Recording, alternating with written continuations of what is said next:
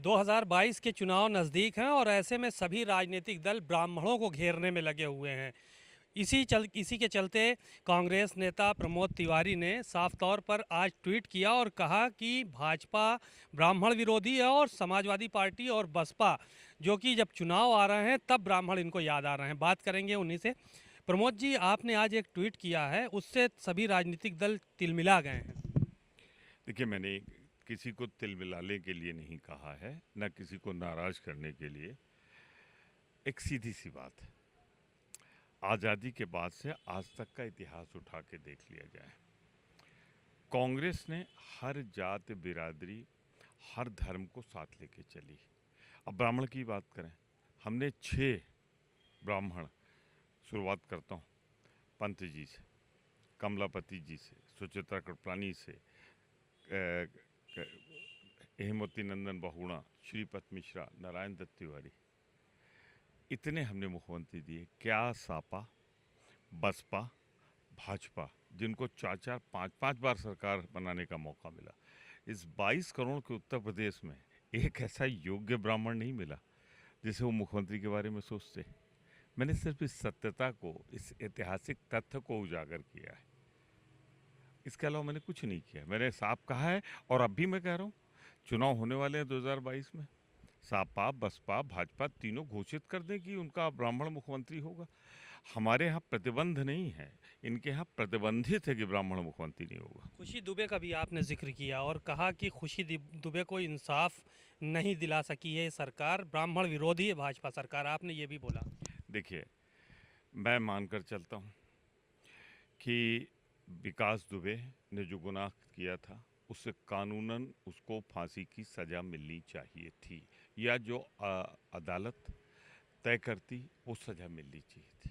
परंतु यह अधिकार किसी सरकार को नहीं कि उसकी गाड़ी पलटा दो, सारे पथकाल लगे हैं और लोग लगे हैं, पलटा के क्लोज रेंज मार दो, चलिए वो भी ख़त्म हुई बात। पर यह खुशी दुबे बच्ची, ये आपकी हो सकती है, मेरी हो सकती है, किसी की हो सकती है, जिसकी 24 घंटे पहले शादी हुई हो, उसे कॉन्स्पिरेसी का मुलजिम बालिग बताते हुए बता दिया जाए, जबकि कोर्ट ने पाया कि वो नाबालिग है। 1 दिन की, 2 दिन की जो बहू उस घर आंगन में आई थी, उसके ऊपर जो यातना है, अगर ऊपर ईश्वर है तो भाजपा को कभी माफ़ नहीं करेगी ईश्वरी ताकत, और 2022 में सरकार का पतन होगा। सर, ब्राह्मण क्या इस कांग्रेस के साथ इस बार आएंगे? जिस तरह से आप आवाज़ उठा रहे हैं, आपको क्या लगता है? ये भाजपा भी दावा कर रही कि ब्राह्मण हमारे साथ है, 80% हमारे साथ है और रहेगा। देखिए, ब्राह्मण विनम्र होता है, स्वभाव से विनम्र होता है, सबको लेकर चलता है, धार्मिक प्रवृत्ति का होता है, लेकिन क्या आप उसको ये कह सकते हैं अज्ञानी होता है?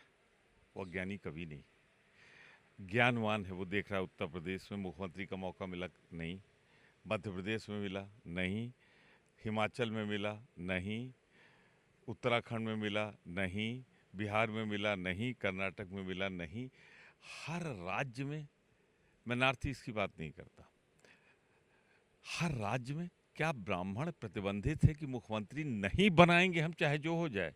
यानी यह ब्राह्मण विहीन धरती हो गई है, कोई योग्य नहीं रहा। ये ब्राह्मणों की तरफ से निश्चित आरोप है भारतीय जनता पार्टी पर कि आपने प्रतिबंधित कर रखा है कि ब्राह्मण मुख्यमंत्री नहीं बने। वरना मेरी चुनौती स्वीकार करो, कलराज मिश्रा जैसे आदमी को आपने हाशिए पर डाल रखा था, ब्रह्मदत्त जी की हत्या तक हो गई, उन्हें मौका नहीं मिला। तो ऐसा नहीं कि यहाँ पे एक से एक प्रतापी ओजस्वी ब्राह्मण रहे हैं, पर भारतीय जनता पार्टी में लिखा है नो ब्राह्मण चाहिए। एक आखिरी सवाल ये था कि क्या कांग्रेस अगर सत्ता में आएगी, जोड़ तोड़ से आए या अकेले अपने दम पे आए, तो ब्राह्मण मुख्यमंत्री बनाएगी? ऐसा कोई निर्णय हुआ है? देखिए, कांग्रेस ने 6 बनाए थे, अगर विधानमंडल दल के सदस्य जो चुन के आएंगे, अगर वो चाहेंगे उनका बहुमत होगा, तो हमारे यहाँ प्रतिबंधित नहीं है, रिस्ट्रिक्टेड नहीं है, रोक नहीं है। हमारे यहाँ अगर योग्य कोई ऐसा आया जिसे विधानमंडल दल के सदस्य चाहेंगे, तो प्रियंका गांधी के नेतृत्व में वो ब्राह्मण होगा। बातचीत के लिए शुक्रिया।